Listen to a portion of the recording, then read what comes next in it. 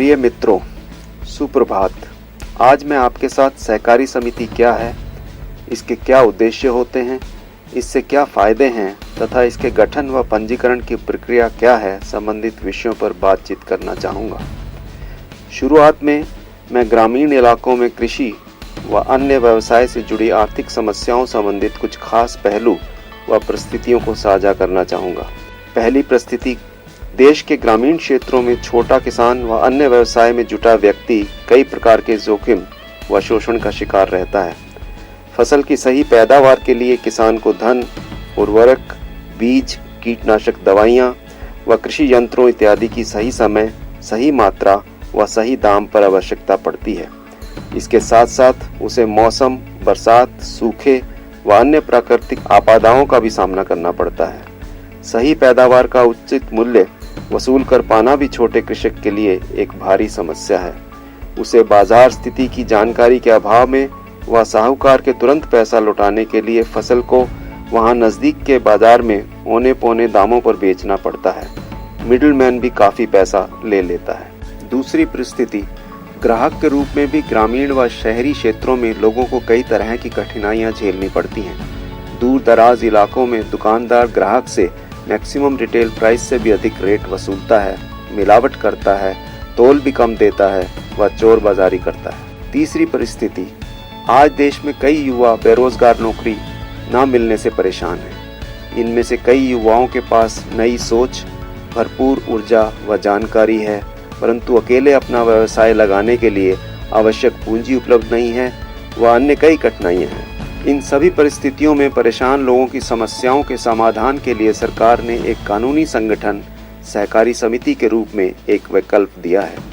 सहकारी समिति का गठन किसी एक सामूहिक आर्थिक व सामाजिक हित का बचाव करने के लिए या किसी ऐसे सामूहिक हित जिस पर किसी को लूटा जा रहा है या परेशान किया जा रहा है, समाज में कई चुनौतियों का मिलकर एकजुट होकर सामना कर सकने के लिए किया जा सकता है। ऐसी सभी स्थितियों में जब लोगों के पास पूंजी नहीं है, व्यक्ति विशेष नहीं है, ज़मीन नहीं है, मूलभूत सुविधाएं नहीं हैं, ऐसे कई लोग जब इकट्ठे हो जाएंगे और एक प्रोफेशनल मैनेजर को जो ट्रस्टवर्दी हो, स्किल्ड हो, चोरी ना करे, भर्ती कर एक सहकारी समिति बना सकते हैं, जिसमें सभी का बराबर का मालिकाना हक है व जिसकी जितनी कैपिटल उसका उतना ही रिटर्न बढ़ता जाता है। सहकारी समिति एक खुली व ऐच्छिक सदस्यता एवं सीमित संसाधनों वाले व्यक्तियों की प्रजातांत्रिक प्रणाली से नियंत्रित आर्थिक व सामाजिक उद्देश्यों को प्राप्त करने के लिए बनाई गई एक संस्था है।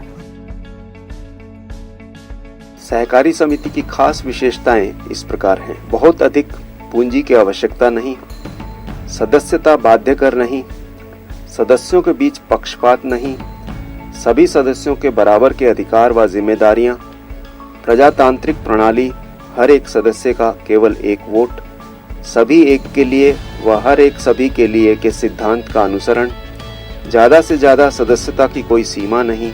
सहकारी समिति लिमिटेड में सदस्य देयता उसकी अंश पूंजी तक सीमित लाभांश का आवंटन, सदस्यों द्वारा सदस्यों में से चुना हुआ संचालक मंडल, आपसी सहायता व कल्याण के उद्देश्य पर बल, सदस्यता में बदलाव के बावजूद स्थिर अस्तित्व, प्रजातंत्र की धारणा का प्रतीक होने की वजह से सरकार की उदार मदद, पंजीकरण कानूनी आवश्यकता, पंजीकरण की सरल प्रक्रिया।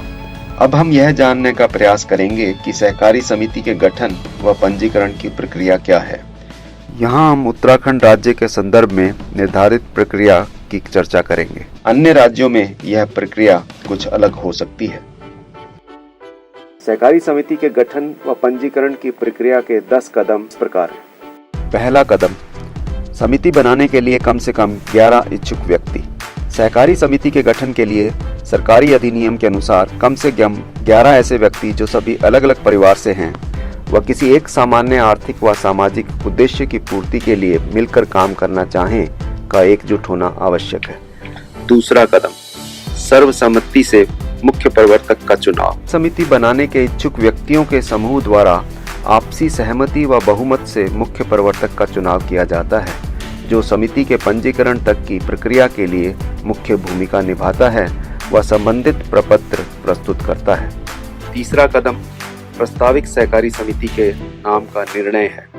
सहकारी समिति बनाने के सभी इच्छुक व्यक्ति सहकारी समिति के नाम पर विचार कर किसी एक नाम पर सहमति बनाते हैं। इस प्रक्रिया का चौथा कदम है समिति के उपविधियों का निर्धारण। समिति बनाने के सभी इच्छुक व्यक्ति मिल बैठकर सहकारी समिति के आंतरिक मामलों व कार्य से संबंधित नियम निर्धारित करने हेतु समिति की उपविधियां तैयार करते हैं। ये उपविधियां राज्य के सहकारी सभाएं अधिनियम के प्रावधानों के अंतर्गत बनाई जाती हैं। मॉडल उपविधियां यानी कि बायलॉज की कॉपी जिला व उप निबंधक सहकारिता के कार्यालय से तथा एनसीडीसी की वेबसाइट www.ncdc.in पर उपलब्ध है। पांचवा कदम, सहकारी समिति पंजीकरण हेतु शुल्क। उत्तराखंड सहकारी समिति अधिनियम 2003 के अनुसार समिति बनाने हेतु 500 रुपए का शुल्क निर्धारित है और यह ट्रेजरी चालान द्वारा उत्तराखंड शासन कोष में जमा किया जाना होता है। छठा कदम, सदस्यों की अंश पूंजी जमा करना। प्रस्तावित सहकारी समिति के प्रत्येक सदस्य से अंश पूंजी के रूप में कम से कम 1 शेयर की राशि एकत्रित की जाती है। समिति का मुख्य प्रवर्तक एकत्रित राशि को जिला सहकारी बैंक लिमिटेड की शाखा में समिति के नाम से खाता खोलकर इस राशि को जमा कराता है तथा बैंक से इसकी रसीद प्राप्त करता है। समिति का खाता किसी कमर्शियल बैंक में भी खोला जा सकता है। इसके अलावा किसी भी प्रकार के शुल्क की भुगतान की आवश्यकता नहीं है। सातवां कदम, सहकारी समिति के गठन हेतु प्रार्थना पत्र। बैंक की औपचारिकताओं के पश्चात समिति का मुख्य प्रवर्तक समिति के गठन के लिए निर्धारित प्रारूप में प्रार्थना पत्र समस्त सूचनाओं एवं दस्तावेजों के साथ जिला सहायक निबंधक सहकारी समितियों के माध्यम से मंडलीय उप निबंधक सहकारी समितियों को प्रस्तुत करता है। आठवां कदम, सहकारी समिति के पंजीकरण के लिए दस्तावेज। सहकारी समिति के पंजीकरण के लिए समिति के मुख्य प्रवर्तक को संबंधित जिला सहायक निबंधक कार्यालय जाकर प्रार्थना पत्र के साथ निम्नलिखित दस्तावेजों की 4-4 प्रतियों को निरीक्षक सहायक विकास अधिकारी की रिपोर्ट सहित एवं ऑर्गेनाइजर रिपोर्ट सहित जमा कराना आवश्यक है। समिति के पंजीकरण प्रपत्र से पूर्व सभी बैठकों का कार्यवत रिकॉर्ड, प्रत्येक सदस्य से घोषणा पत्र, सदस्यता पहचान पत्र फोटो सहित, समिति सदस्यों की सूची, बैंक रसीद, समिति कार्यों की सूची, समिति कार्यों का पूरा विवरण, रजिस्ट्रेशन शुल्क रसीद व अन्य निर्धारित दस्तावेज। इसी प्रक्रिया का 9वां कदम है सहकारी समिति के मूल दस्तावेजों की जांच व रिपोर्ट। जिला स्तरीय अधिकारी द्वारा नियुक्त सहकारी निरीक्षक प्रस्तावित समिति के मूल दस्तावेजों की जांच कर रिपोर्ट बनाते हैं। जिला सहायक आयुक्त द्वारा रिपोर्ट के अनुमोदन के पश्चात समिति की पत्रावली मंडल के उपायुक्त एवं उप निबंधक सहकारिता को समिति के पंजीकरण के लिए भेज दी जाती है। 10वां कदम, सहकारी समिति का पंजीकरण। उपरोक्त प्रक्रिया में सभी दस्तावेज पूर्ण व सही पाए जाने पर उप निबंधक सहकारिता द्वारा समिति का पंजीयन प्रमाण पत्र जारी किया जाता है एवं समिति की उपविधियां पंजीकृत की जाती हैं। पंजीयन प्रमाण पत्र जारी होने के पश्चात सहकारी समिति अपना कार्य आरंभ कर सकती है। पंजीकृत होने के पश्चात सहकारी समिति राष्ट्रीय सहकारी विकास निगम से इसके नियम एवं शर्तों के अनुसार आर्थिक सहायता प्राप्त कर सकती है। निगम द्वारा संचालित विभिन्न योजनाओं के तहत आर्थिक सहायता प्राप्त करने के लिए निगम के क्षेत्रीय कार्यालय एवं प्रधान कार्यालय को आर्थिक सहायता संबंधी प्रस्ताव भेजे जा सकते हैं।